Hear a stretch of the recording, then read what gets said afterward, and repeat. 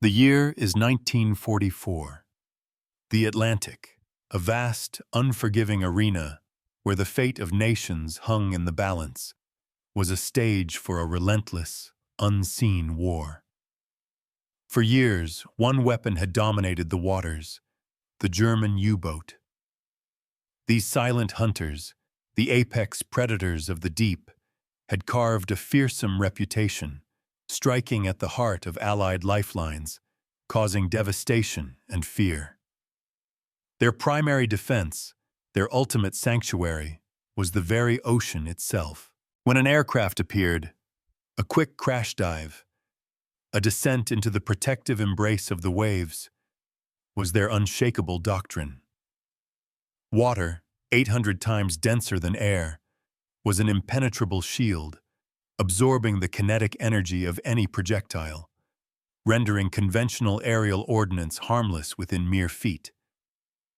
This was a truth, a fundamental law of naval warfare, etched into the very soul of every U-boat commander. It was a belief so absolute, so ingrained, that to question it was heresy. But what if that absolute truth was a lie? What if the sanctuary became a death trap? What if a weapon emerged, born from an unholy alliance of anti-tank artillery and cigarette manufacturing technology, that treated the vast, protective ocean as nothing more than a minor inconvenience? Imagine the terror, the sheer, mind-bending horror of a commander who had survived dozens of patrols, navigated countless torpedo runs, and evaded relentless depth-charge attacks, suddenly realizing that the very laws of physics, as he understood them, had been rewritten by his enemy. This is the story of U-976, Captain Lieutenant Werner Henke, and the day the sea turned transparent. It's a tale not just of a single sinking, but of a revolution in naval warfare, a psychological breaking point, and the devastating power of unexpected innovation that shattered decades of military doctrine. It's a reminder that in war, the greatest threats often come not from overwhelming force, but from unconventional thinking that defies every expectation. Our story begins in the early hours of March 25, 1944, a cold, overcast morning over the Bay of Biscay. Aboard U-976, Captain Lieutenant Werner Henke, a decorated veteran with the Knight's Cross and oak leaves, stood in the conning tower. His eyes, perpetually scanning the skies, held the deep-seated confidence of a man who knew his craft and believed implicitly in his vessel's ultimate defense. U-boats like his Type VIC had evolved into sophisticated, hardened machines, bristling with anti-aircraft guns, equipped with radar warning receivers, designed to withstand the increasingly ferocious Allied aerial patrols. But their trump card, their non-negotiable insurance policy against anything airborne, was the crash dive. 60 centimeters of seawater, he believed, would deflect any Allied cannon shell. Even submerged, they were safe. This wasn't merely a tactic. It was an article of faith, hammered into every U-boat commander during their arduous training. Water was armor, thicker and more reliable than any steel plate. Captain Henke had earned his stripes, surviving 37 war patrols since 1940, sinking 11 Allied merchant vessels, totaling 62,000 tons. He had seen it all: the early, shallow detonating British depth charges, the sophisticated American acoustic homing torpedoes, the dreaded Fido that forced U-boats to release noise-making decoys. Every Allied anti-submarine weapon had presented a challenge, and Henke had learned, often through bitter, costly experience, how to counter them. Adaptability had been his hallmark, his keen mind and steady hand the keys to his remarkable survival record. But nothing in his extensive combat experience, nothing in the collective wisdom of the Kriegsmarine, had prepared him for what was now rapidly approaching. Unseen, unheard, 2 Royal Air Force Mosquito FB Mark 88 aircraft were closing in from the northeast. These were no ordinary Mosquitoes, the furniture with engines that Luftwaffe pilots had once derided. These were the Tsetse, a nickname derived from the African fly with its devastating bite, and they carried a weapon that would redefine the rules of engagement. They were armed with 57mm guns, specifically engineered to punch through submarine hulls, even underwater. Their 6-pound armor-piercing shells were capable of maintaining lethal velocity through 2 full feet of water at a range of 1,400 meters. The implications were staggering, violating every principle of fluid dynamics and projectile physics that German engineers held dear. The concept was so outlandish, so counter to established knowledge, that when intelligence reports first surfaced in late 1943, Reichsmarshal Goering himself had dismissed it as nothing more than British propaganda, a fanciful attempt to sow fear without basis in reality. 20 minutes before the fateful engagement, U-976's hydrophone operator had reported multiple aircraft engines to the north. Standard defensive procedures, honed by years of combat and credited with saving dozens of U-boats since 1943, immediately swung into action.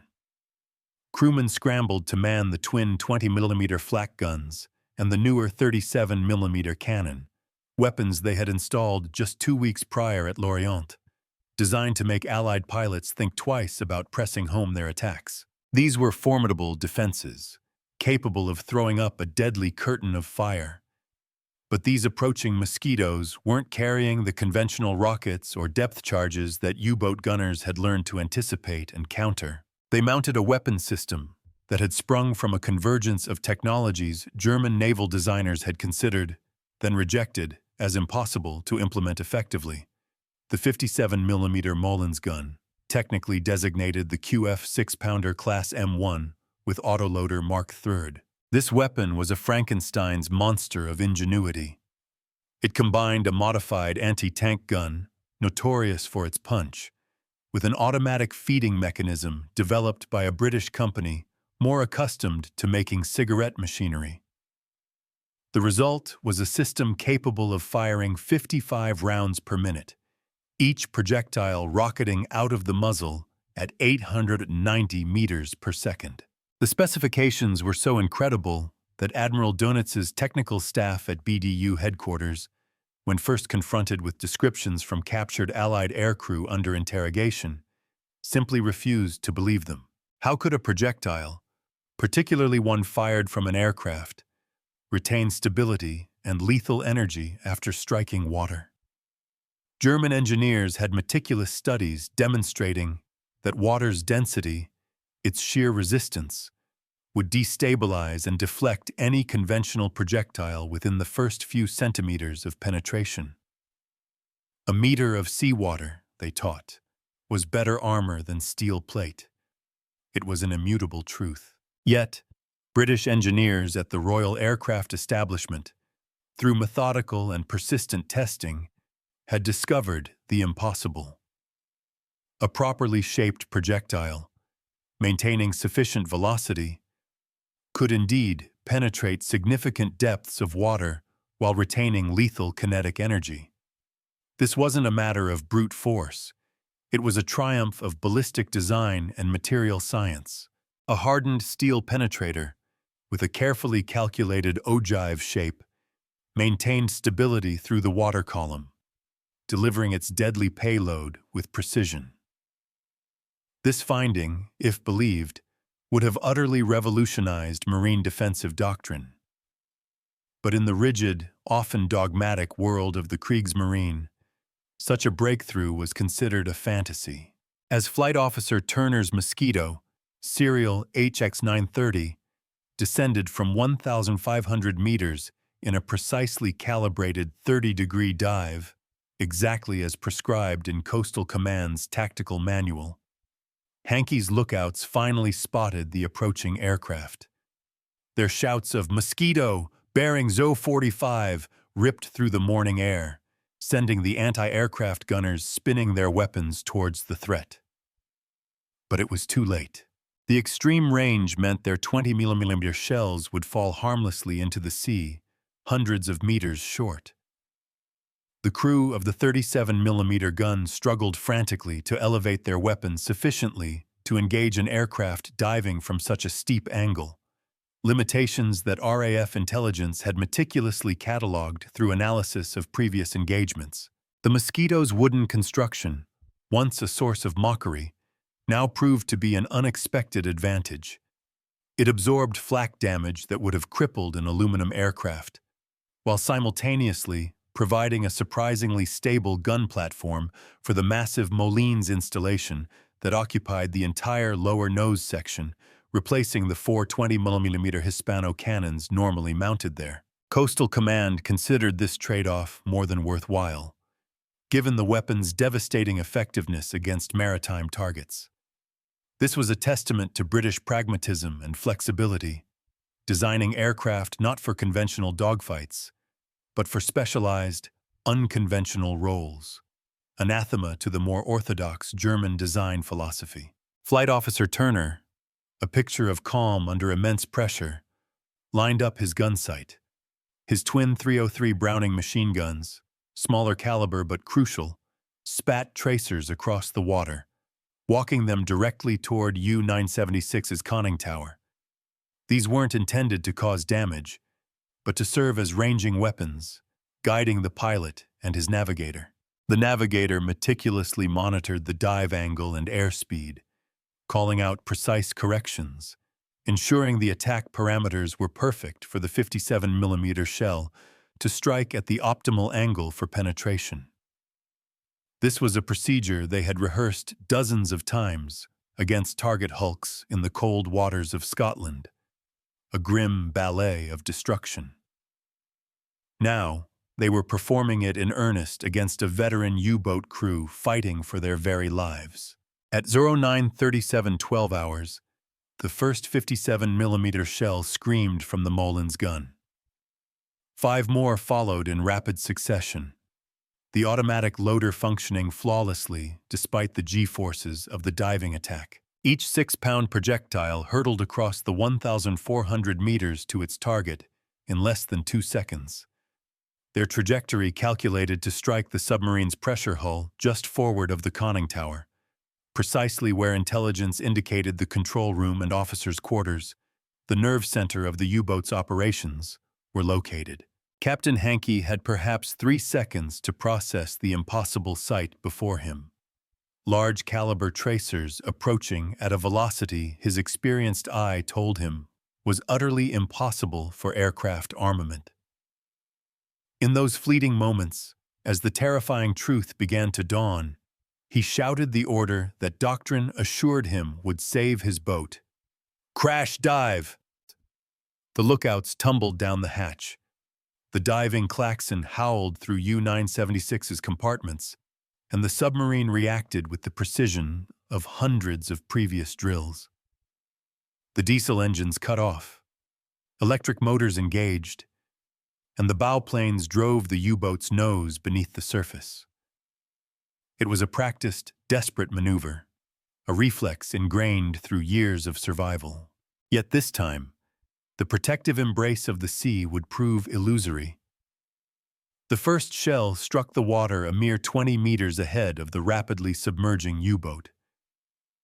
Its specially hardened, armor-piercing warhead maintained perfect stability through the liquid medium, exactly as British ballisticians had painstakingly calculated. The projectile's velocity, though diminished from 890 to approximately 600 meters per second, still carried more than enough kinetic energy to tear through the pressure hull's 19mm steel plating.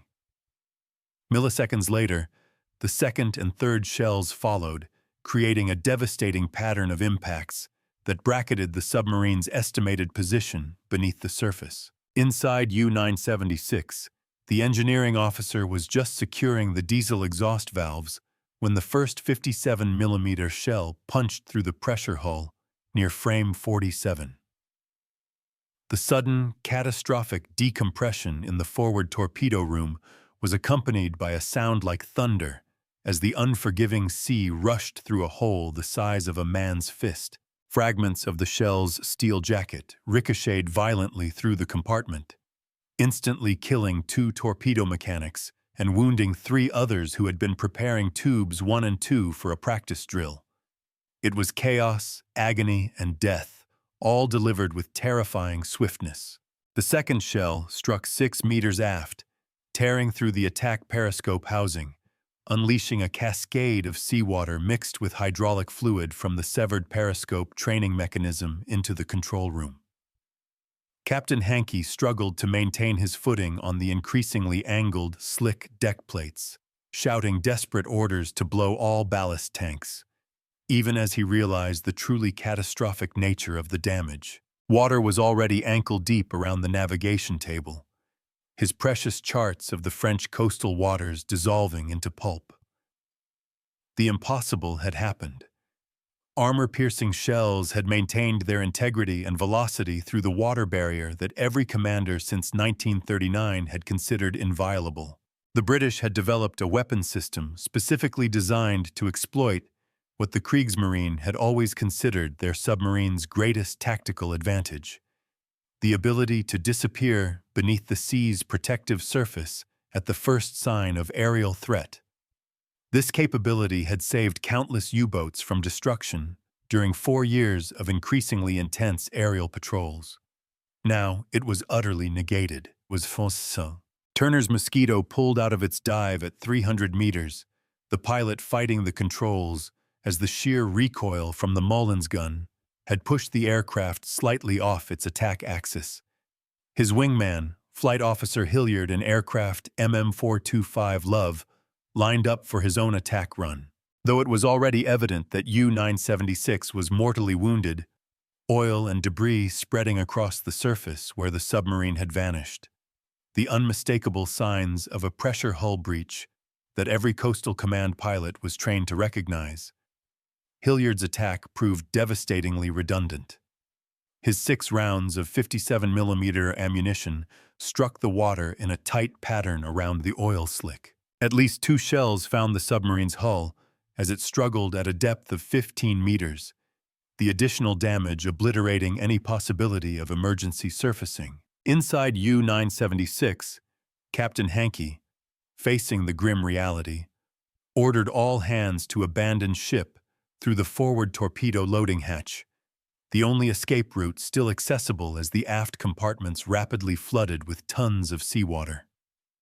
By 0942 hours, a mere 5 minutes after the first Mullins shell had struck, U-976 settled on the bottom in 27 meters of water. Her pressure hull was breached in 4 places. 38 of her 52 crew members were dead or dying in the flooded compartments.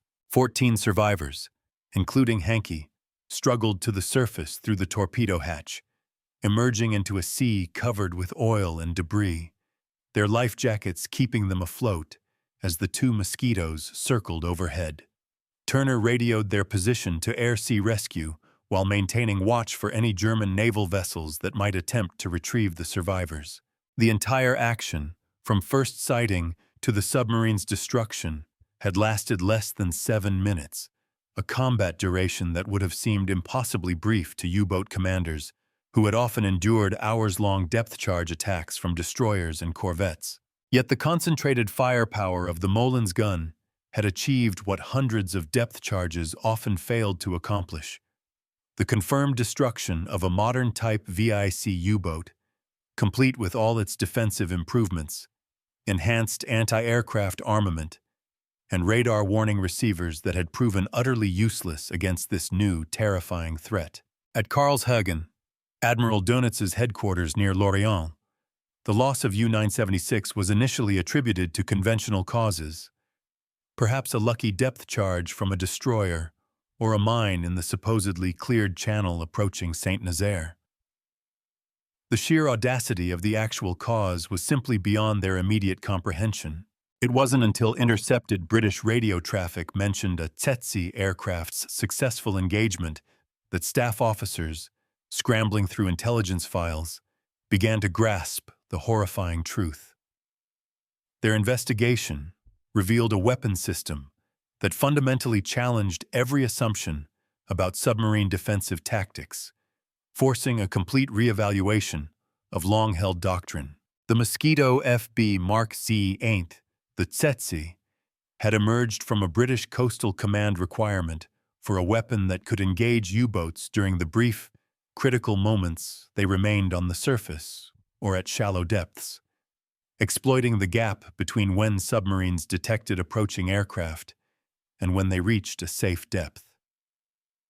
This vulnerability window typically lasted 30 to 45 seconds, but the extended range of the 57mm gun had now stretched it to nearly 2 minutes. German naval intelligence had first learned of the Molins gun's existence in November 1943, when a damaged Mosquito made an emergency landing in neutral Spain. Spanish authorities, however, prevented a detailed examination of the aircraft, reporting only that it carried an unusually large cannon installation. This vague intelligence was immediately dismissed by Kriegsmarine technical experts, who theorized it probably referred to experimental rocket launchers, or more likely, a propaganda deception intended to instill fear without any basis in actual capability. The reality, as U-976 tragically proved, was far worse than anything German naval planners had imagined. It was a weapon system that essentially negated the U-boat's primary defensive advantage, while operating at ranges that made counterfire utterly ineffective. This created what U-boat commanders would soon term the Todd Zone, the death zone, a volume of space extending from the surface to periscope depth and outward to nearly 2 kilometers from the submarine. Within this invisible, deadly sphere, U-boats were now vulnerable to instant destruction from an enemy they could barely see and couldn't effectively engage. Captain Lutnot Hankey, rescued after 4 grueling hours in the cold waters of the Bay of Biscay by a German minesweeper, endured 3 days of intense debriefing by incredulous staff officers. They struggled, often angrily, to accept his account of armor-piercing shells penetrating his submarine through 2 feet of seawater. Several technical experts, clinging to their textbooks and ingrained dogma, insisted he must have been mistaken. Perhaps his boat had struck a mine simultaneously with the aircraft attack. The very idea of an aerial weapon achieving such a feat was an affront to their scientific understanding. It took the undeniable evidence from recovery divers examining the wreck, confirming the characteristic entry holes of large-caliber armor-piercing projectiles, to force a complete, agonizing reevaluation of defensive doctrine. The technological surprise represented by the Molins gun echoed earlier British innovations that had caught the Kriegsmarine unprepared. From the cavity magnetron radar, which had suddenly made night surface operations suicidal, to the Lee light, which had transformed the concealing darkness into a deadly trap, each advancement had progressively stripped away the tactical advantages that had made the U-boat such a formidable weapon in the early war years. These advancements had forced submarines to operate under increasingly restrictive conditions, reducing their effectiveness to a mere fraction of what it had been during the happy times of 1940 and 1941. Yet, the Molins gun represented something qualitatively different from previous anti-submarine weapons. It was not merely an improvement in existing technology. It was a fundamental breakthrough that exploited physics in ways German scientists had considered but ultimately dismissed as impractical. It was the audacious marriage of an anti-tank gun to an aircraft, creating a weapon system that belonged more to the future of warfare than the present. It anticipated the precision standoff weapons that would dominate later conflicts, appearing in 1944 when German forces had no effective counter. The British had solved these formidable technical challenges through methodical experimentation that would have impressed even the most rigorous German engineers. They discovered that the key lay not in the projectile's velocity alone, but in its shape, its composition, and its precise manufacturing. They developed a hardened steel penetrator with a carefully calculated ogive, the curved nose section, that maintained stability through the water column while retaining sufficient kinetic energy to penetrate submarine pressure hulls. These were achievements that demanded precise manufacturing tolerances and specialized ammunition that by 1944, only British industry could produce in quantity. The automatic loading mechanism, designed by the Moulins Machine Company, using principles derived from their cigarette manufacturing equipment, had overcome the seemingly impossible challenge of reliably feeding 21 rounds of heavy ammunition while the aircraft maneuvered violently during attack runs. This ingenious system, a combination of spring pressure and gravity feed, functioned even under negative G-forces, enabling sustained fire that manual loading could never achieve. It transformed the weapon from an interesting, experimental concept into a practical, devastatingly effective combat system.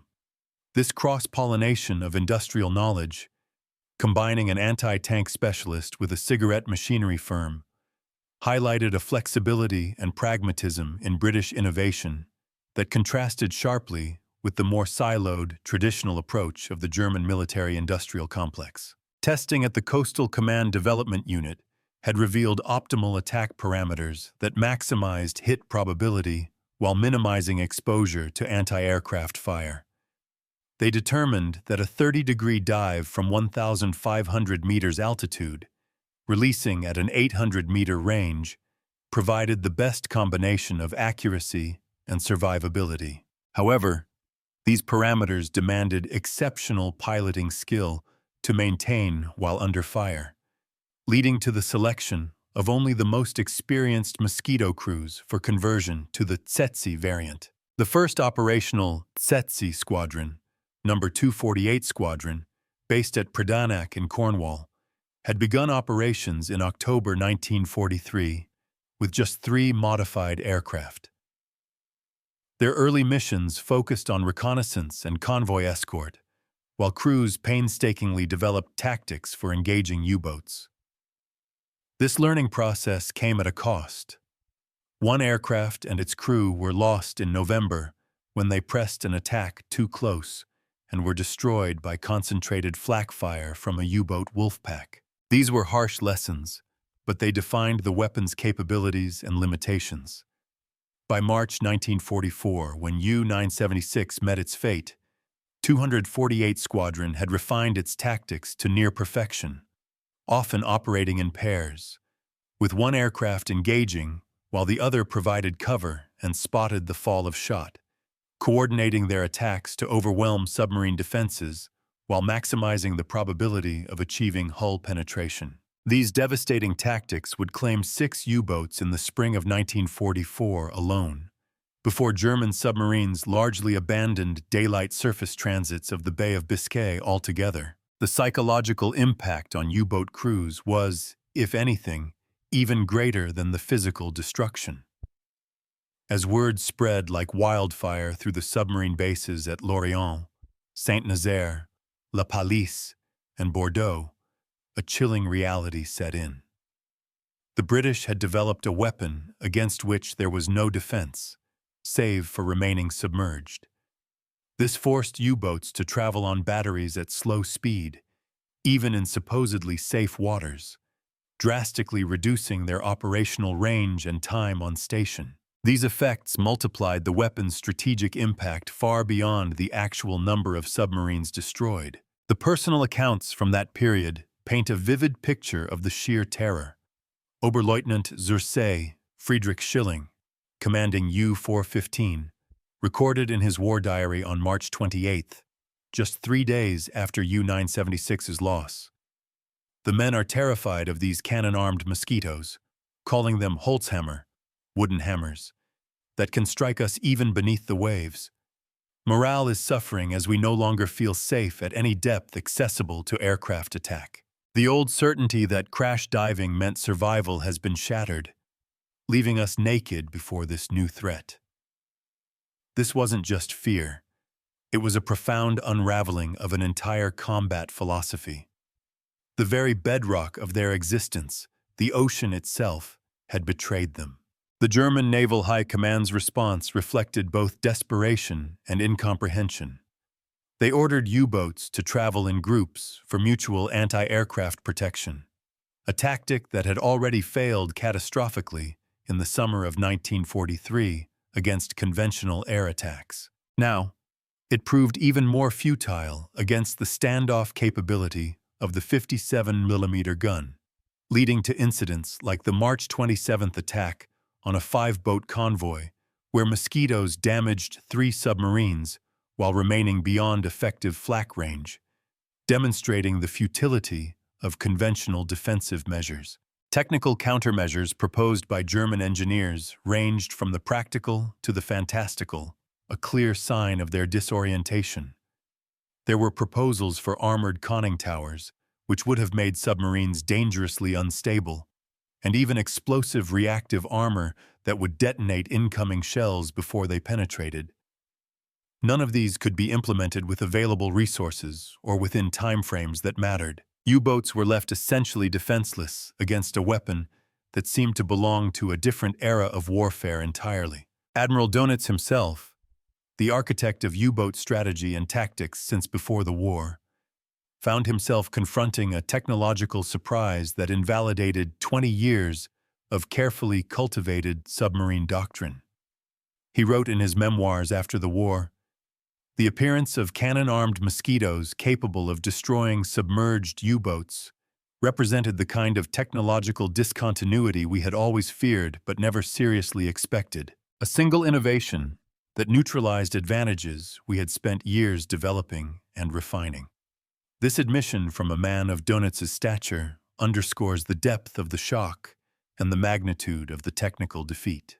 The British had achieved this breakthrough through a combination of factors that German industry simply could not have replicated by 1944. Access to specialized metallurgy for the armor-piercing projectiles, precision manufacturing capabilities for the autoloader mechanism, and perhaps most importantly, the institutional flexibility to combine technologies from completely different domains, anti-tank warfare and cigarette manufacturing, into a weapon system that no traditional military establishment would have conceived. The Mosquito itself represented everything German military orthodoxy often rejected. It was a wooden aircraft in an age of metal, designed by a furniture company rather than an established aircraft manufacturer, powered by engines originally intended for fighters, but adapted to a twin-engine configuration that provided both speed and range. It created a platform that could carry weapon loads thought impossible for its size while maintaining performance that made it nearly impossible to intercept. Yet, it was precisely these unorthodox characteristics that made the Mosquito the perfect platform for the Mollins gun. Its wooden structure absorbed the massive recoil forces without the metal fatigue that would have destroyed aluminum aircraft, while its twin-engine reliability ensured that crews could complete their attack runs, even if one engine was damaged by flak. These were advantages that no German aircraft could match, even if they had possessed comparable weapons, which they did not and could not develop in time to matter. Even observers from Germany's allies recognized the profound shift. The Japanese naval attaché in Berlin, Captain Yokoi Tadashi, monitoring the crisis facing his German counterparts, cabled Tokyo on April 2, 1944. The British have deployed a weapon that negates the submarine's natural advantage. Cannon shells that penetrate water as if it were air. Our submarine force must take note, as similar weapons could appear in the Pacific, though the Germans have no solution to offer except prayer and luck, neither of which seems effective against British technology. It was a damning indictment, a clear acknowledgement of superior ingenuity. Indeed, the German response increasingly resembled desperate improvisation rather than systematic counter-innovation. Proposals included submarine-launched fighters, technically impossible, underwater smoke screens, which would have merely revealed submarine positions, and even acoustic decoys that mimicked submarine engine noise to draw aircraft attacks away from real boats. None of these addressed the fundamental problem the Mollins gun had created: the ability to destroy submarines at ranges where they simply couldn't fight back. The Italian Navy, operating surviving submarines from bases in the eastern Mediterranean after Italy's surrender in September 1943, had transferred 3 boats to German control, which now faced the same threat in the Atlantic. Commando Dandy Geppi Russo of the former Regia Marina observed, "We thought the British would eventually develop better depth charges or torpedoes, conventional weapons we understood and could counter. But this cannon that shoots through water like bullets through paper, this is something from science fiction, not naval warfare as we learned it." This sense of unreality, of facing a weapon from an unimaginable future, was pervasive. By April 1944, the impact of the Tsetse mosquitoes had spread throughout the U-boat arm. Boats began refusing to surface, even for emergency repairs, unless absolutely necessary. Crews developed what medical officers diagnosed as mosquito neurosis, an anxiety condition characterized by obsessive scanning of the sky and reluctance to man bridge watches. These weren't symptoms of psychological weakness, but rather a rational fear given the weapon's demonstrated lethality and the impossibility of effective defense. Operational records of No. 248 Squadron showed steadily improving effectiveness as crews gained experience with the weapon, achieving a 41% hit rate by May 1944, compared to less than 5% for conventional rockets. The mechanical reliability of the Molin's autoloader exceeded 95% even in combat conditions, statistics that would have seemed utterly impossible to German engineers struggling to maintain much simpler weapon systems under the stress of combat operations. Wing Commander William Tsetse, commanding 248 Squadron, reported to Coastal Command Headquarters, "The psychological effect exceeds even the physical destruction. U-boat behavior has changed fundamentally since we began operations. They remain submerged even in conditions where surfacing would be tactically advantageous, accepting reduced speed and range rather than risk exposure to our guns. Effects that multiply our impact beyond the actual number of boats destroyed." The German development of the snorkel breathing apparatus, rushed into production partially in response to the Tsetse threat, offered only partial relief. The device limited submarines to slow speed and created its own vulnerabilities, including a prominent radar signature and mechanical failures that could leave boats helpless on the surface, while doing nothing to protect against the Molin's gun's ability to engage submarines at shallow depth where the snorkel operated.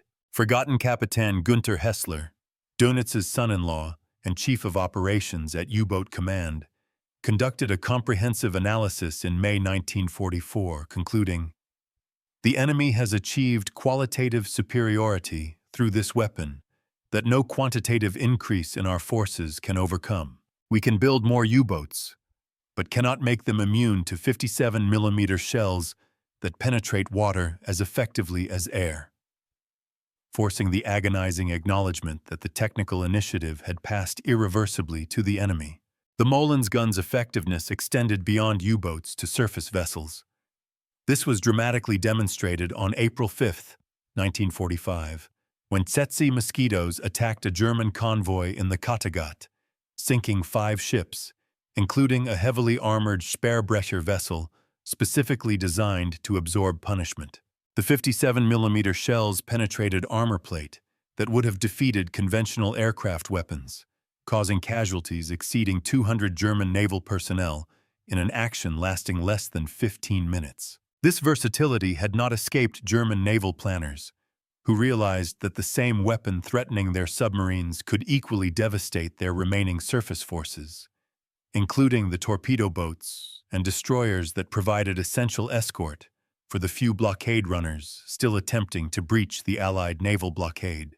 These ships, whose armor was designed to resist splinters and small-caliber fire, were utterly unprepared for dedicated armor-piercing projectiles delivered with sniper-like precision from beyond effective return fire range. The Technical Intelligence Section at Marine Headquarters, painstakingly studying every available report on the Molin's gun, identified numerous theoretical vulnerabilities that proved impossible to exploit in practice. These included the weapon's relatively limited ammunition supply of 21 rounds, which still provided more than sufficient firepower to destroy any submarine, and its requirement for a steady attack run, which skilled pilots could complete in less time than it took U-boat gunners to react.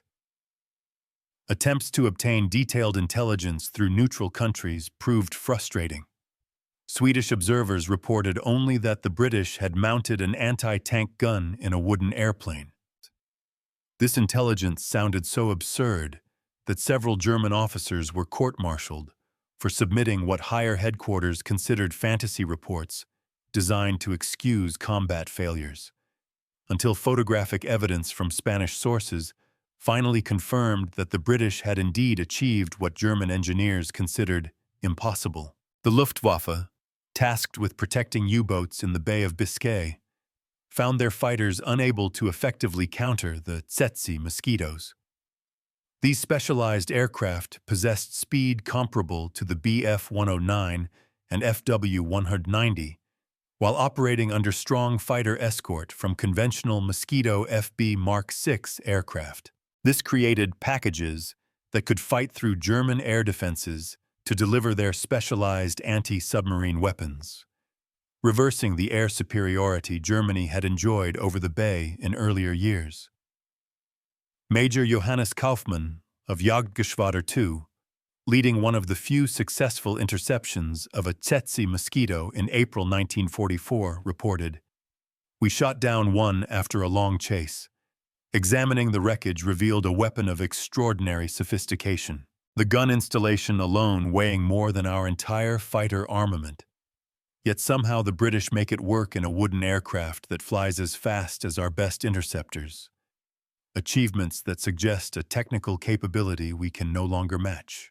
The Japanese, monitoring these developments with intense interest as they faced increasing American submarine pressure in the Pacific, attempted to obtain technical details through their embassy in Berlin. Admiral Nanomura cabled from Berlin, "The German submarine force is being systematically destroyed by a weapon they never imagined possible. We must assume the Americans are developing similar capabilities. Though our submarine force lacks even the minimal anti-aircraft defenses of German U-boats, making us even more vulnerable to such weapons should they appear." By June 1944, as Allied forces stormed ashore at Normandy, the U-boat force that should have interdicted the invasion fleet remained largely paralyzed in their bases. They were unwilling to face the terrifying combination of conventional anti-submarine forces and the specialized Tsetse squadrons that had turned the Bay of Biscay into what survivors called Der Todeskorridor, the Death Corridor, where submarines faced annihilation from weapons that seemed to violate the laws of physics as German engineers understood them. The handful of U-boats that did attempt to reach the invasion areas discovered that the Mollins gun was merely one element of an integrated anti-submarine system that had evolved far beyond German countermeasures, with radar-equipped aircraft maintaining continuous patrol lines that detected snorkel heads at ranges exceeding 10 miles. Meanwhile, surface groups, vectored by ultra-intelligence, intercepted boats that managed to evade aerial patrols, creating overlapping zones of destruction that claimed 7 boats in the first week of the invasion alone. Conter-Admiral Eberhard Gott, Donitz's chief of staff, summarized the grim situation in a report to Hitler on June 15th. "The enemy has achieved such technical superiority that our submarines operate under conditions of extreme disadvantage, the cannon-armed Mosquitoes being merely the most visible symbol of a comprehensive defeat in the technology war. We can no longer protect our boats even in coastal waters previously considered safe, forcing acknowledgement that the U-boat war as conceived and executed since 1939 has effectively ended." The Mosquito squadrons, including 248 with its Tsetse aircraft, had moved to forward bases in France by August 1944, extending their reach to cover the entire Bay of Biscay and approaches to the English Channel. though by then most U-boats had relocated to Norwegian bases, accepting the longer transit times rather than face the gauntlet of death that the bay had become. A strategic retreat that effectively conceded control of the western approaches to the Allies. Oberleutnant Herbert Werner, one of the few U-boat commanders to survive multiple encounters with Tsetse aircraft, wrote in his memoirs, "We had entered the war confident that diving beneath the surface provided absolute protection from aircraft. By 1944, we learned that the British had made the sea transparent to their weapons. Cannon shells that pursued us beneath the waves, destroying boats that previous weapons could merely damage, forcing us to operate like hunted animals rather than hunters." The German Naval War Staff's final analysis of the Mollins gun threat, completed in September 1944, but classified until after the war, acknowledged complete technical defeat, stating, "The enemy has deployed weapons that exploit physical principles we understood but dismissed as impractical, achieving results that invalidate our entire submarine construction program and operational doctrine. We have no countermeasures available within any reasonable time frame, forcing reliance on dispersion and concealment rather than technical solutions." The Italian perspective, provided by officers who had observed German operations while serving as liaison staff, proved particularly insightful. Capitano di Vascello Mario Retto noted, "The Germans built magnificent submarines, but failed to anticipate that the British would attack the problem from unexpected directions. Who could imagine that a cigarette machinery company would design the mechanism that would destroy U-boats?" Yet, this is exactly the kind of unconventional thinking that has characterized British innovation throughout the war. This observation cuts to the heart of the matter: the failure to imagine, to embrace the unorthodox. As summer turned to autumn in 1944, the U-boats that had once prowled the Atlantic with near impunity found themselves confined to steadily shrinking operational areas. The Tsetse Mosquitoes extended their reach from Scotland to cover the Norwegian transit routes, forcing submarines to hug the coastline within range of Norwegian anti-aircraft batteries that provided minimal protection against aircraft attacking from seaward at ranges exceeding 2,000 meters. The psychological impact on U-boat crews reached crisis proportions, with increasing numbers of experienced personnel requesting transfers to shore duties or other service branches. New volunteers for submarine service dropped to unprecedented lows, despite propaganda efforts to maintain the service's elite status. This reflected a widespread grim understanding that technological superiority had shifted decisively against them, with no prospect of reversal before the war's seemingly inevitable end. Gross Admiral Dönitz himself, visiting the submarine bases at Bergen and Trondheim in October 1944, found crews demoralized by their inability to fight back against weapons that seemed to belong to a different era of warfare. He wrote in his diary, "The men know they face weapons we cannot counter, cannon that kill through water, radar that sees in darkness, intelligence that seems to know our every movement. They still sail when ordered, but without the confidence that sustained them through earlier defeats." The British, recognizing the psychological value of the Tsetse weapon beyond its actual kills, ensured that German intelligence received steady reports of its successes through neutral channels and turned agents, creating an amplification effect where U-boat crews imagined Mollins armed aircraft everywhere. Sometimes, they crash-dived from conventional Mosquitoes that carried only machine guns, exhausting batteries and crew endurance in unnecessary evasion attempts that further reduced operational effectiveness. The fear itself became a weapon. The Japanese submarine I-29, attempting to run the Allied blockade to exchange strategic materials with Germany, received special escort from the Luftwaffe when approaching the French coast in March 1944, including 8 Ju-88 heavy fighters specifically tasked with protecting against Tsetse attack. Though this extraordinary protection proved only partially effective when 248 Squadron engaged the convoy, damaging several escort vessels. It failed to sink the submarine itself. This engagement demonstrated both the weapon's power and its limitations, with post-action analysis revealing that the extreme range of engagement forced by the heavy fighter escort had reduced accuracy below optimal levels. However, the psychological impact on the Japanese submarine crew was profound. Survivors reported that they had never imagined aircraft could engage naval vessels with artillery-caliber weapons at such distances, fundamentally altering their conception of anti-submarine warfare. The German attempt to develop counter-weapons proceeded with typical thoroughness, but without the industrial capacity or time required for implementation. Plans for a submarine-mounted anti-aircraft gun of similar caliber were drawn up, but the technical challenges of installing such a weapon on a submarine while maintaining watertight integrity and stability proved insurmountable, leaving only theoretical studies that demonstrated German engineers understood the threat but lacked the means to counter it. By November 1944, the Tsetse had become such a potent symbol of Allied technical superiority that its image appeared in British propaganda leaflets dropped over German submarine bases, showing the distinctive long barrel of the Mollens gun with the caption, "Death from above and below." This psychological warfare proved remarkably effective, given U-boat crews' existing fear of the weapon, contributing to several instances of crews refusing to sail without written guarantees of Luftwaffe fighter escort that everyone knew was meaningless.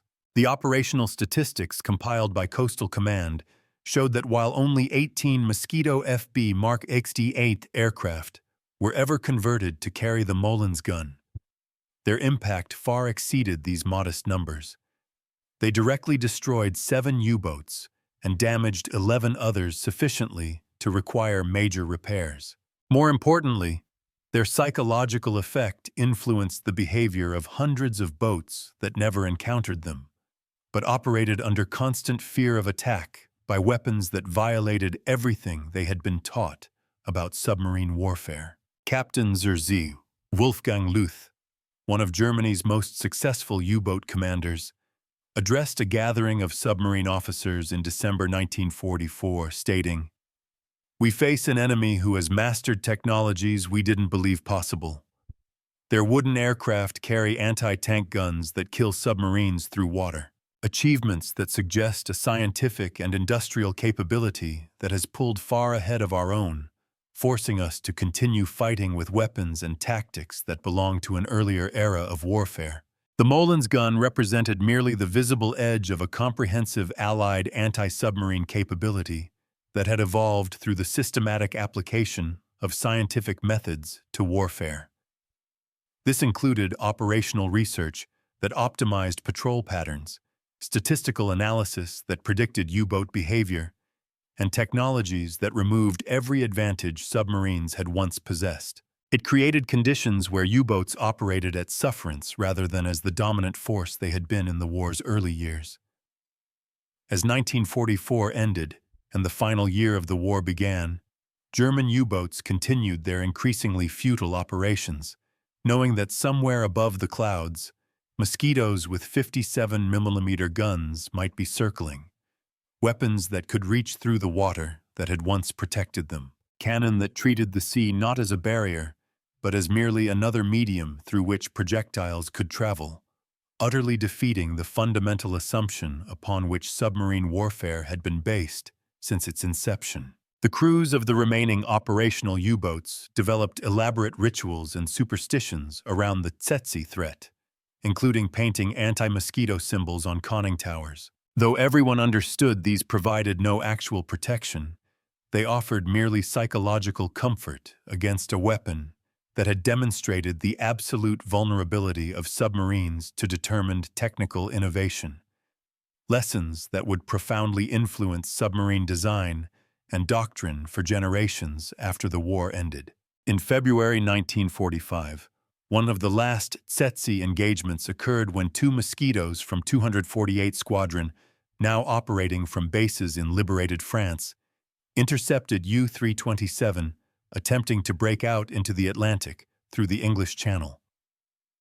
The 57mm shells destroyed the submarine in less than 3 minutes, despite its upgraded anti-aircraft armament and the crew's desperate attempts at evasion, demonstrating that even at war's end, the weapon remained as lethal as when first deployed. The German surrender in May 1945 found dozens of U-boats still in Norwegian bases.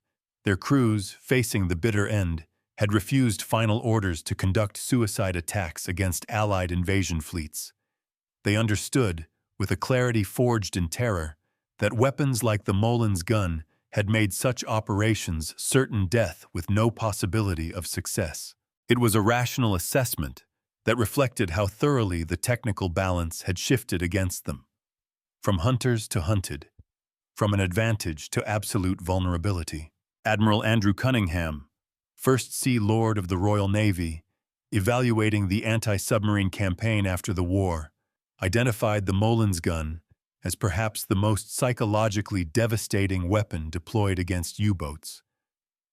Not for the numbers destroyed, which were modest, but for destroying the submarine force's fundamental confidence that diving provided safety, breaking the morale of crews who realized they faced weapons that negated everything they had been trained to do. The German post-war analysis, conducted by former Kriegsmarine officers for the Allied Naval Intelligence Services, concluded that the Molin's gun represented a category of weapon they termed capability-breaking systems. Weapons that didn't merely improve on existing arms, but invalidated entire operational concepts. It forced the agonizing acknowledgement that the Allies had achieved a level of technical integration, combining aircraft, weapons, and tactics that Germany could not have matched even with unlimited resources. The last word belonged to a former U-boat commander whose name was redacted from Allied intelligence reports, but whose observation captured the essence of what the Molin's gun meant to the German submarine force. He wrote, "We thought water would always protect us, that the sea itself was our armor. Then the British proved that cannon shells care nothing for our assumptions, penetrating the water as easily as air, reaching us in what we thought was our sanctuary. Proving that in modern war there are no sanctuaries, only temporary hiding places that technology will eventually eliminate." The 57mm Molin's gun, fired from wooden Mosquitoes that German engineers had mocked as primitive, had proven that innovation could come from unexpected directions, that cigarette machinery could become weapon systems, that furniture manufacturers could build aircraft that outflew metal fighters, and that anti-tank guns could sink submarines. These were lessons in humility that the German military establishment learned far too late to matter, written in the oil slicks and debris fields where U-boats had died to weapons they never imagined possible. The core lesson, a timeless truth echoing through history, is this: dogmatic adherence to established doctrine, no matter how sound it once was, can be a fatal flaw. Innovation often thrives in the unlikeliest of places, born from unconventional thinking and cross-disciplinary collaboration.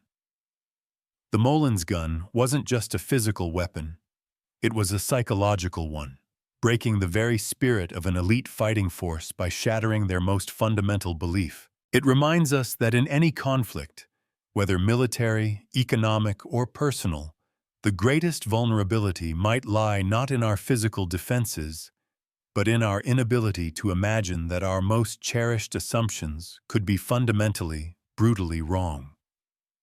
The ocean, once an ally, became a medium for execution, and that, more than any statistic, is the enduring legacy of the Tsetse.